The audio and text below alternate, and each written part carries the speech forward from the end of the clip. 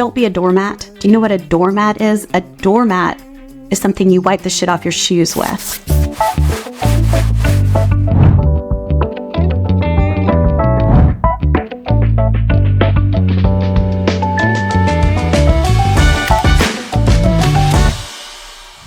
All right, welcome back to Leadership Highway. I'm Coach McCurdy, and this is the Fast Track podcast to help you 10x your impact, break down barriers, and more importantly, get out of your own damn way. Today, I want to talk about what I think of and what I call dangerous thoughts.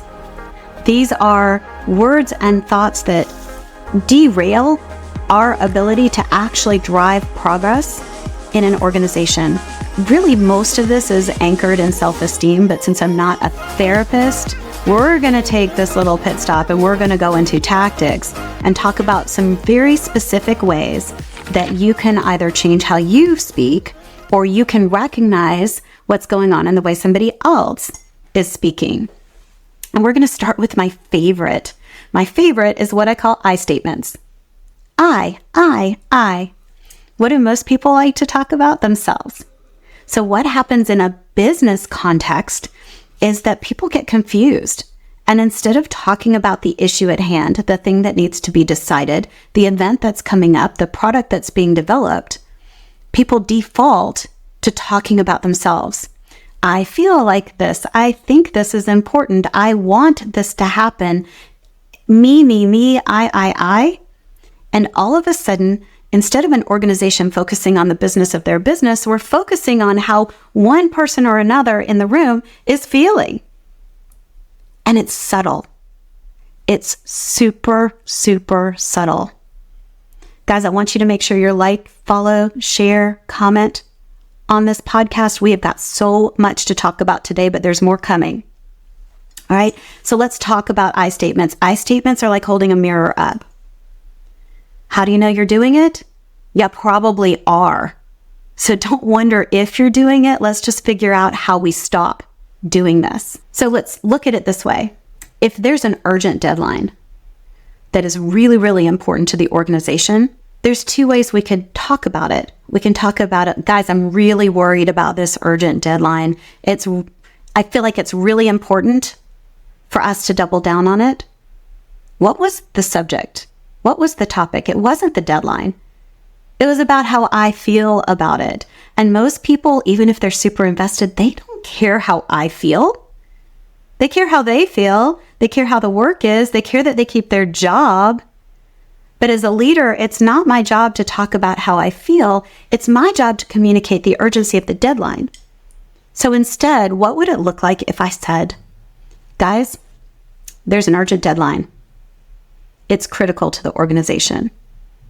So much more direct.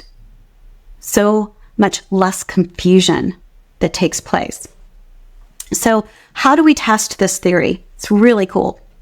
The next time you're in a meeting, the next time you're in a Zoom call, I want you to start making hash marks on the side column. How many times you hear people start their sentence with the word I. Hey guys, I'm really glad you're here. I really want us to understand. I really this, I really that. And then I want you to think about how you are going to respond and how you want to talk in the meeting. If you can avoid the I's, and this is really hard, I challenge all of my clients to take at least one meeting and never use the word I. Not once. Not once. Then people come back, they say, that was really hard, and you can't just go through a meeting and not use I. I'm like, yes, you can. Every single time, yes, you can. Because if we change the way we think about the content, if we change the way we're looking at it, and if we decide instead that it is about the thing and not how we feel about the thing, we're able to create an environment where everybody's focus stays on track. Super important. This is a big concept. If you don't think you can do it, then book some time with me. I'll work with you. 30 minutes. I'll get you fixed. Let's do this. Okay? But I statements. I statements are important to notice because it tells you whether the person on the other side of the room, the other side of the screen, is thinking about the thing or how they feel about the thing. And when you communicate with or without I statements, it tells everyone else, are you worried about the thing, or are you worried about how you feel about the thing? So I am going to challenge you in your leadership to try not to use I statements, except in this one situation. If you are in a meeting with someone senior to you, and it's incredibly important to you that you gain alignment with that person in that meeting, then I want you to listen carefully to how they are describing what this meeting is about. And if they are using I statements, mirror that language. If they say, I think this is a strategic goal, then you say, I think so too. If they say, the strategy is X, you say, that strategy aligns with where we're headed. Mirror the way they speak. That's the exception to the I statement rule. So now that we know whether someone is thinking about the thing or how they feel about the thing, let's talk about a few other clues that we have that can help us understand whether the people we're working with are headed in a direction that's healthy for the organization, or if we need to make some adjustments. All right. One of those is what I call excuse language. So now we know we're listening for I statements. Now I want us to also listen for excuse language. Excuse language is what I call the coulda, woulda, shoulda of good behavior. Excuse language is, I was going to do that, but I was worried that someone might be upset. Or, I thought about double checking the date of that, but I figured someone else probably did. Excuse, excuse, excuse. When you hear that kind of language, that is your opportunity to sit that person down and talk about how if they know how to do the right thing, if they already knew what the right steps were, why were they afraid to execute on that? I thought about double checking the guidelines, but I figured someone would have told me if it was a problem. I thought about, it's always a two-parter. It's always, I was going to speak up in the meeting, but I thought people would think I was being too pushy. Really? Because we just lost $500,000 on a bad idea. I thought I was going to say something. I was going to raise my hand. I was going to ask a question, but when it's followed by but, we have excuse language happening. And that's a failure either on the part of your people to do the right thing, or a failure of leadership, that's you, to make sure your people feel comfortable doing the right thing on their own. So we have to decide, is this a leadership issue or is this a talent issue? And if it's a talent issue, get some new people. But if it's a leadership issue, figure out what you need to do to change how you're empowering your people so that they do the right thing without excuses. The third and last one we're going to talk about in this episode today is what I call mind reading or fortune telling language. So when you are talking to your team, when you're talking to your peers, when you're in a leadership meeting and you hear something that sounds a little bit like, we've tried that before, it never works. Wow. I just want you to stop for a minute and recognize, wow, if they could predict the outcome of the entire business, I want to invest like they do. I want to do what they do because clearly they know exactly what is going to happen.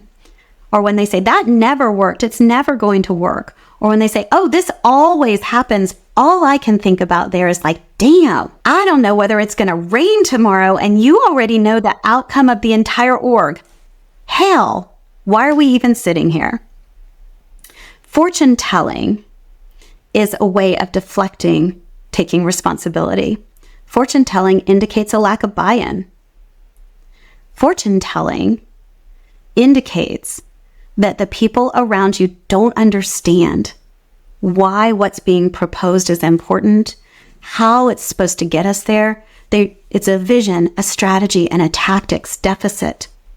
And so we can listen for that when people say that they already know what the outcome is going to be before we've even hashed it out. It's mind reading. It's mind reading, people. And I don't know about you, but I don't buy into that. And I'm certainly not going to buy into it unless I've got a couple cocktails and I'm at a party somewhere and someone's going to tell me that I'm about to be rich, famous, and living on the beach somewhere. So mind reading, fortune telling does not belong in the boardroom. It does not belong in a meeting. It belongs at a party. So when someone starts fortune telling, when someone tells you exactly what's going to happen, I just want you to ask if they want you to bring out the wine and crackers and cheese and have a little party, because you sure as hell aren't conducting business. So let's make sure that when someone knows what's going to happen, that we don't really have clairvoyance on our team. But what we do have are people who are struggling to understand, struggling to buy in, and struggling to be in alignment. So as we think about leadership, I will leave you with one last thought. Don't be a doormat. Do you know what a doormat is? A doormat is something you wipe the shit off your shoes with. I want you to stand up in your leadership meetings. I want you to listen for those context clues. I want you to empower how you are communicating so that you, your team, and your organization thrive. I'm going to remind you one more time to like, follow, and share Leadership Highway. Please comment on how these techniques are working for you. And until next time, thanks for taking this pit stop with me. I'm Coach McCurdy, and I need you to buckle up. It's a shit show out there, and it's going to be on you to get us to our destination. Have a good one.